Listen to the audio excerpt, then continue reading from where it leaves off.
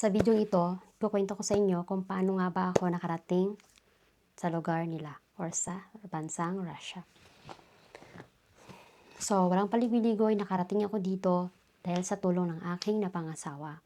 So, pinaghandaan namin lahat ng papel, talagang kumpleto at nag-over-prepared kami sa lahat dahil baka in case of, baka biglang may hanapin ang immigration na ibang documents, talagang nakahanda ko lahat. Pero, super positive. Bakit? Pagdating ko sa immigration, PSA lang ang hinanap. At saka, ticket. Yun lang. Wala lang iba. So, yung kaba ko, sobra yung kaba. Kaba sa immigration at saka yung kaba papunta dito. Bakit? Kasi, marami nagsabi na sobrang mapanganib ang lugar na to. Malamig ang mga tao, bukod sa panahon, at saka mahirap mamuhay dito. Pero, dito ako ngayon. Sa awa ng Diyos. So, dasal pa rin palagi ang ating panlaban. Yun lang lagi ang pinangahawakan ko. Kada gising ko, kada bago matulog. Tsaka sa araw-araw, grabe ang pagpapasalamat ko sa ating Panginoon.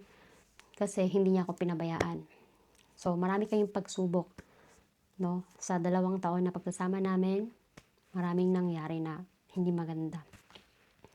Pero sa awa ng Diyos, ito pa rin ako lumalaban sa buhay. Pati na rin siya. Pero siya tulog na siya. So, yun lang. Sa susunod na video ko ay i-share ko sa inyo kung ano yung mga inihahanda kong mga papel. Para na rin makatulong sa mga nagsasearch kung ano yung mga requirements kung sa mga lalo na sa mga naguguluhan kasi first timer. Pwede kayong mag-message sa video na ito at pangako, sasagot ako sa inyo isa-isa kung meron man. Huwag kayong mahiyang mag-message dahil talagang sasagot ako. Willing akong tumulong kasi information lang naman, hindi naman sa pera, information lang.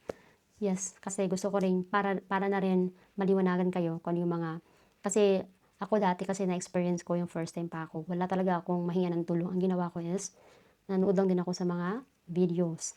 Mga dating may mga asawang ibang lahi.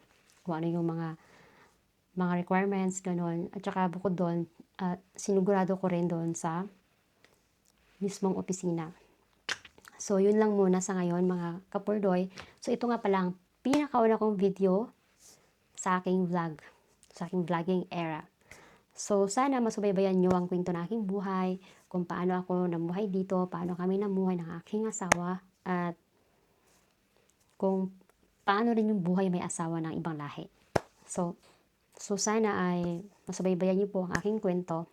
May marami pa ako i-share sa inyo. Yun lang. Salamat.